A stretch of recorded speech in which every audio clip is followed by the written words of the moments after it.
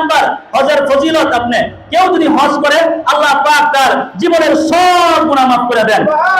রাসূল করিম সাল্লাল্লাহু আলাইহি ওয়াসাল্লাম বলেন, মান হাজ্জা লিল্লাহি ফালাম ইয়ারফুস ওয়ালাম ইয়াসুক রাজা কায়াউমি ওয়ালাদাতু উম্মুহু। সুবহানাল্লাহ। যে ব্যক্তি আল্লাহ তাআলার জন্য হজ করবে, ফালাম ইয়ারফুস ওয়ালাম ইয়াসুক, কোনো গুনাহ কাজ করলো না, রাজা সে হজ্জে বাইতুল্লাহ থেকে ফিরে আসলো, কায়াউমিন ওয়ালাদাতু উম্মুহু, রাসূল বলেন সে যেন মাত্র তার মা থেকে ভূমিষ্ঠ হইল। সুবহানাল্লাহ।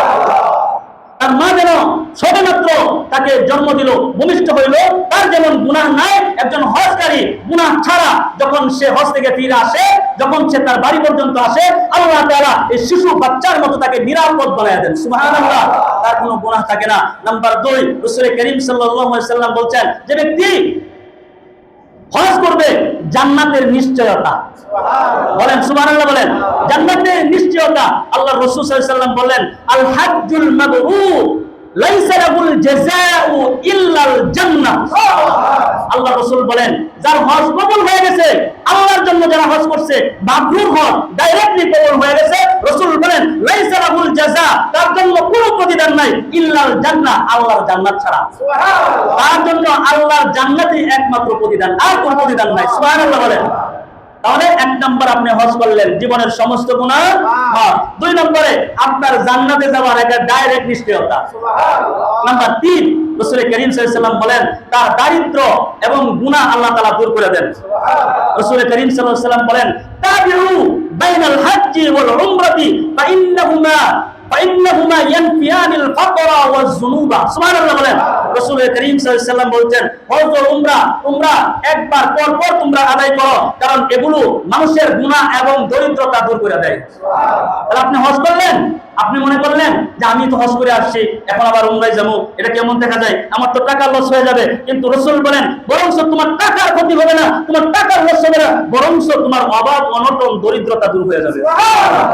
হজ করলে, উমরা করলে মানুষ দরিদ্র মুসলমান হয়। আর এখন মানুষের অন্তরের ভিতরে হজ করলে 8 লাখ 8.5 লাখ কেউ সব তো নষ্ট করছে, আমার ফুতেরা দিত না। এই না, আপনার ফুতের দেওয়ার কে? কথা বলেন ঠিক না বেঠিক? অনেকে বলে তো ফুতে আমারে দিত না। এই না, ফুতে কামাই করছেন, আপনি কামাই করছেন, কথা বলে না। আপনি কি ফুতের জবাবদিহি করবেন নাকি?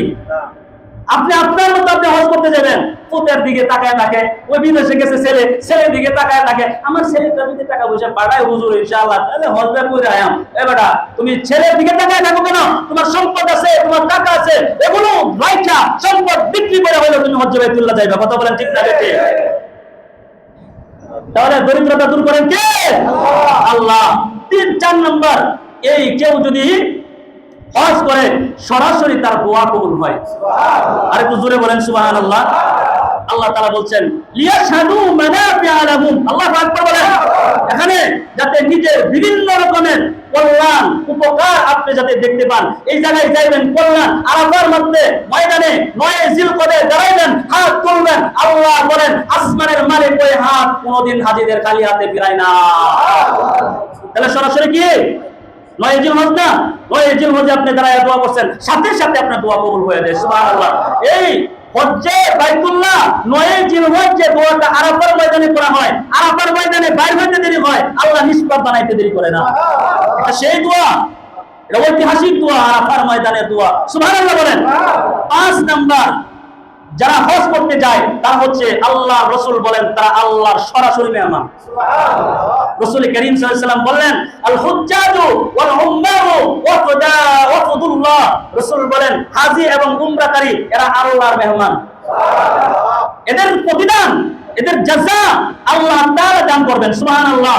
একজন মানুষ যদি হজ করার পরে আল্লাহর মেহমান হয়, আল্লাহর সম্মানের মানুষ হয়, মর্যাদাশীল হয়, নিশ্চিত তার জন্য মর্যাদার জান্নাত দাঁড়িয়ে আছে। সুবহানাল্লাহ।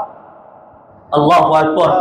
6 নাম্বার, কেউ যদি হজ করে, হজটা এটা বড় জিহাদের সমান। সুবহানাল্লাহ।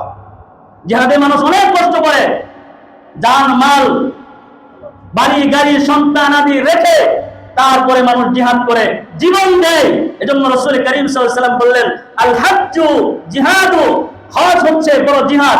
কারণ মানুষ জিহাদে গেলে যেরকম সন্তান পরিবার পরিজন সব ছেড়ে চলে যায়, হজ্জে বাইতুল্লাহ গেলেও ইহরামের 2 টুকরা কাপড় পয়রা শুধু চলে যায়, কাপড়ে হয়ে যায় না, বলে মাফ করে দিও, চলে গেলে সেখানেই কবর জীবনে দেখা এটাই আর হতে নাও পারে। এজন্য আর এই জিহাদটা বড় জিহাদ, এটা মহিলাদের জন্য বেশি। সুবহানাল্লাহ বলেন। আজকে আমরা একা একা নিয়ত করি হজ্জে বাইতুল্লাহ যাবো, উমরা করবো, একলা একলা নিয়ত করেন। উমরা একলা একলা নিয়ত করেন না, আপনার একটা জনম দুঃখিনী মা ঘরের ভিতরে আছে, মাঝে মাঝে যদি আপনার তৌফিক হয় মারে লইয়া একটু উমরা করতে যায়। সুবহানাল্লাহ কইতেন না? মারে লইয়া যায়। অনেক হাজিদেরকে দেখা যায় আরে মারে কাঁধে লইয়া লইয়া তাওয়াফ করে। সুবহানাল্লাহ কইতেন না? মারে লইয়া তাওয়াফ করে। যদি আপনি সামর্থ্য হয় মারে লইয়া যায়, আল্লাহর ঘরটা দেখায়েন। আমার আম্মা কইছিল বাজান যাওয়ার বড় শখ, দেখার বড় শখ, যদি মালিক দেখায় ইনশাআল্লাহ দেখবো। আমি বলছিলাম যদি দেখার ইচ্ছা যেহেতু হয়েছে হয়তো আল্লাহ তাআলা দেখাইতেও পারে। সকলে বলেন আমিন। আল্লাহ তাআলা যেন মাকে নিয়ে হজে যাওয়ার তৌফিক দান করে, বলেন আমিন। মারে লইয়া যাইবেন। অনেকেই তো পুরা পরিবার, সন্তান, বউ বাচ্চা লইয়া যান, মারে মাইনাস করেন।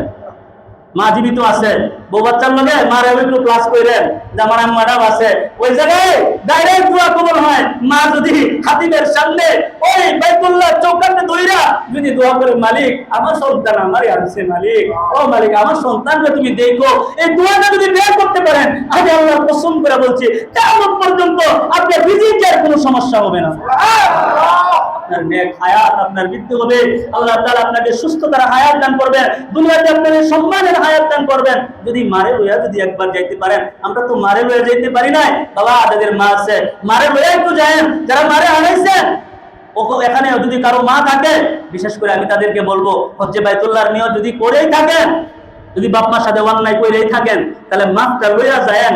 মাফ না লইয়া গিয়ে হজ্জে বাইতুল্লাহ কইরা আইবেন, আপনার এই ওয়াজ আল্লাহর দরবারে কবুল হবে না। বড় কবুল তো ছিল তোমার মা, তোমার মারেই তুমি অপমান করছো, অপদস্থ করছো, বড় হজের তালা মাইরা ছোট হজ করবা যাইতেছো, এটা কোনো লাভ হবে না। আল্লাহ তাআলা বলছেন আমার ইবাদতের পরে যার স্থান, যার গোলামি করবা, যার ইত্তেবা করবা সেটা তোমার বাপ মা। সুবহানাল্লাহ। আমার গোলামির পরে হলো যার স্থান তোমার আব্বা আম্মা। এজন্য আব্বা আম্মারে নিয়ে যাওয়ার চেষ্টা করব তো ইনশাআল্লাহ। তাহলে হাজিরা কার মেহমান? এবং হজ হচ্ছে বড় জিহাদের সমান। 7 নাম্বার আমলের বিশাল সওয়াব পাওয়া যায়। হজ্জে বাইতুল্লাহ গিয়া যদি দূরে আপনার কত রাকাতের সওয়াব? 1 লাখ সওয়াব আল্লাহ তাআলা আপনার আমলনামায় দান করবেন। যা ইবাদত করবেন সব আল্লাহ তাআলা বৃদ্ধি বানায় দিবেন। সুবহানাল্লাহ বিহামদিহি।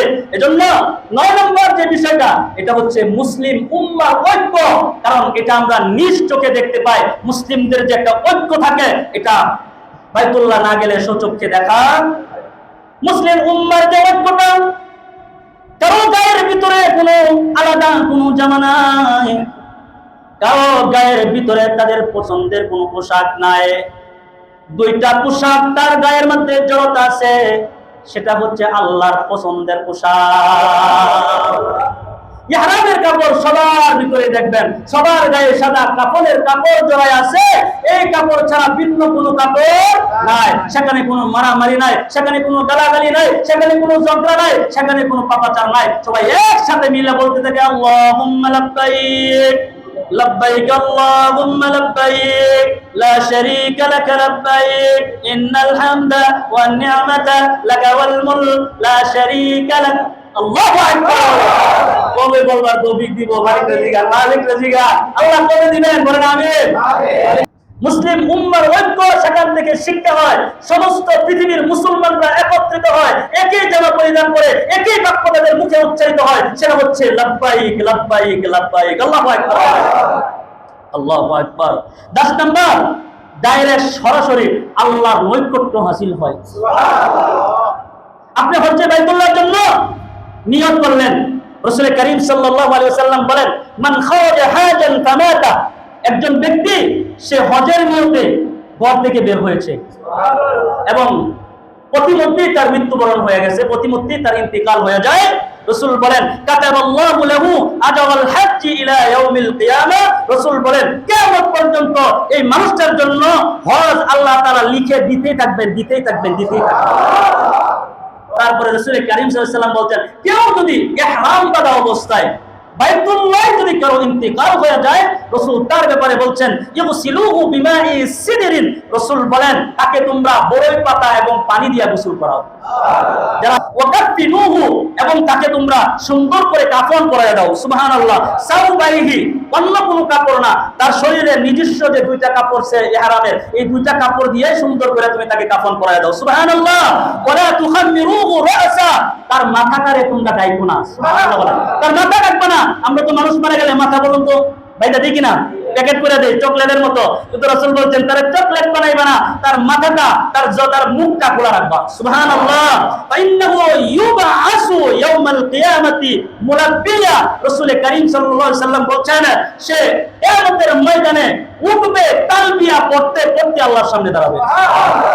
সে কিয়ামতের ময়দানে সে উঠবে, মানুষ দেখতে থাকে, দেখে বলবে কারা, বলবে হজ্জে বাইতুল্লাহ তাওয়াফ অবস্থায় তাদের ইন্তিকাল হয়ে গেছে, এদের মুখ এদের মাথা এটি বাধা হয় নাই, বাধা ছাড়া তালবিয়া পড়তে পড়তে উঠতে থাকবে। সুবহানাল্লাহ।